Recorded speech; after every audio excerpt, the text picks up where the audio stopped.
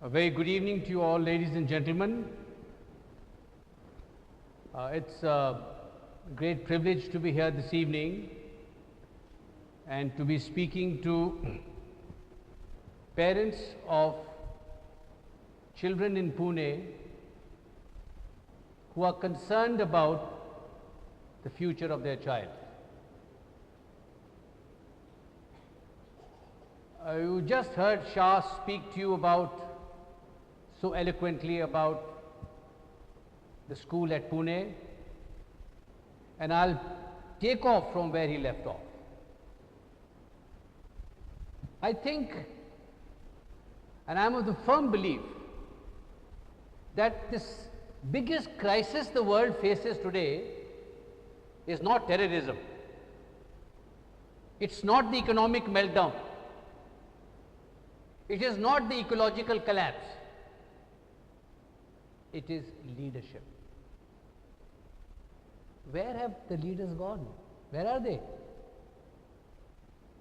Can we on our 10 fingers count 10 people in this country of 1.2 billion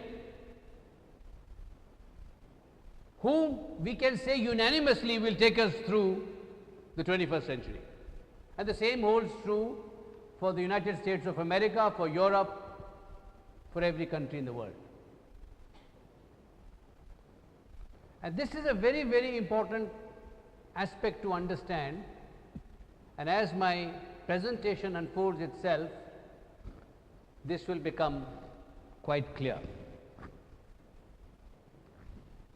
In the next 40 minutes or so, I wish to address three challenges which education and leadership face in the 21st century. And the first question, of course, is what is this future we are talking about? What is tomorrow? How is tomorrow going to look like?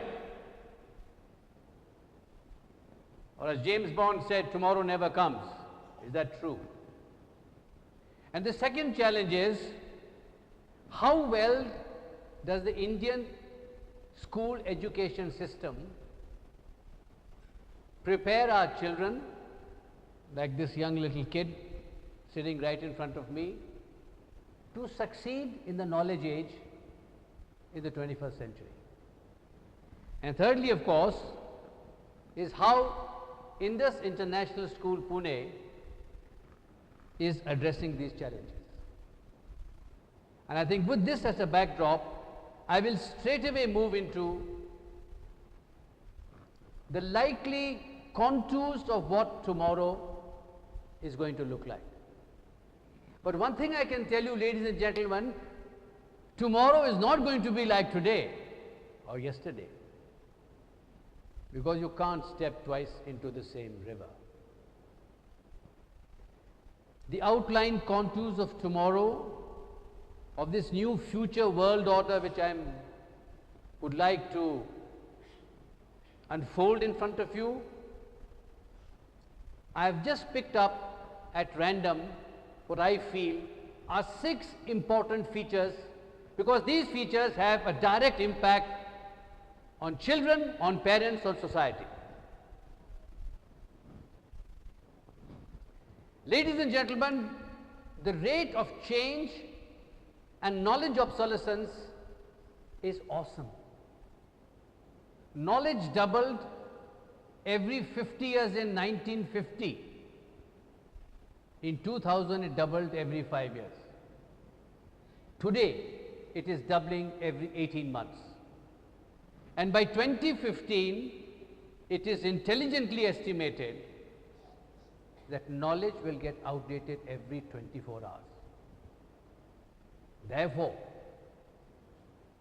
if our schools don't prepare our children to adapt to change, if our schools don't prepare our children to become lifelong learners,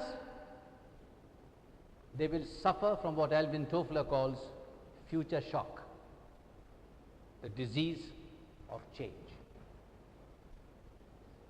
And the illiterate man in this knowledge age, which has already dawned in front of us, is not the guy who can't read.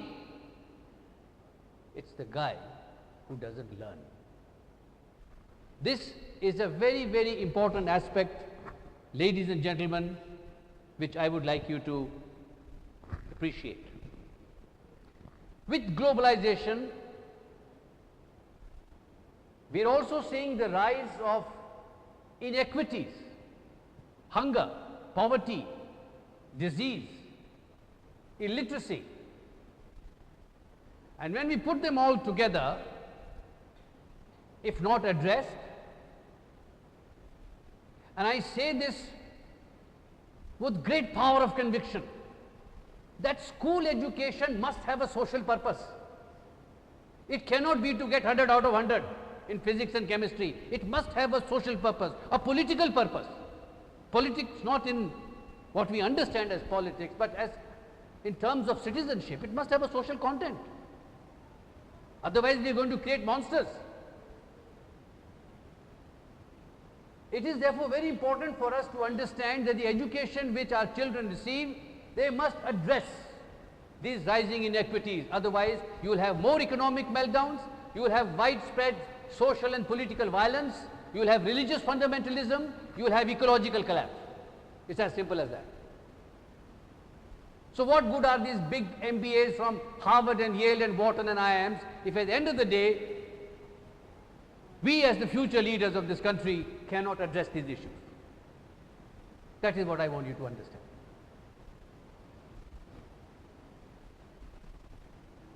Ladies and gentlemen, with ideology disappearing as the source of human identity, religion is now in the forefront. And whether we like to accept it, whether we like to debate it on NDTV and We the People, the fact is that the age of the clash of civilization has arrived. Whether it is right, whether it is wrong, whether it's a perception, it's a different matter. There are more people in history who have died in the name of religion than any other single factor. And it is for us now therefore to ponder. When we talk of living together, when we talk of celebrating and accepting diversity, we have to address this challenge.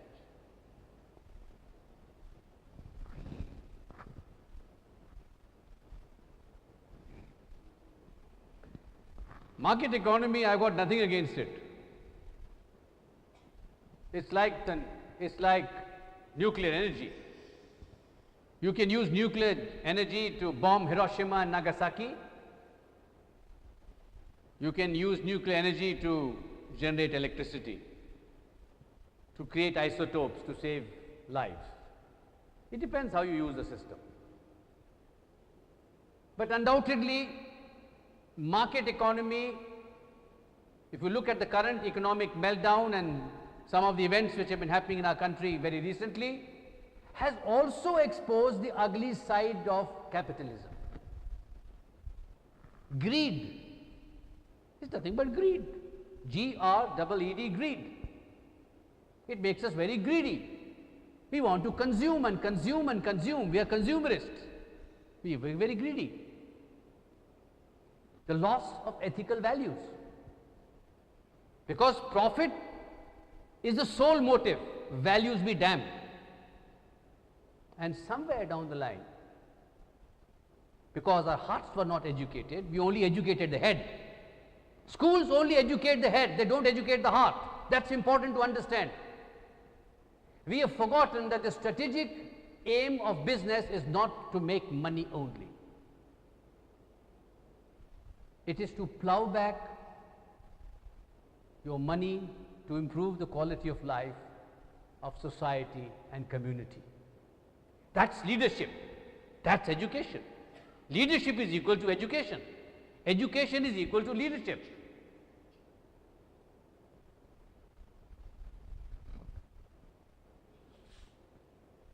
Ladies and gentlemen, it's not gold, it's not oil, it's not plutonium.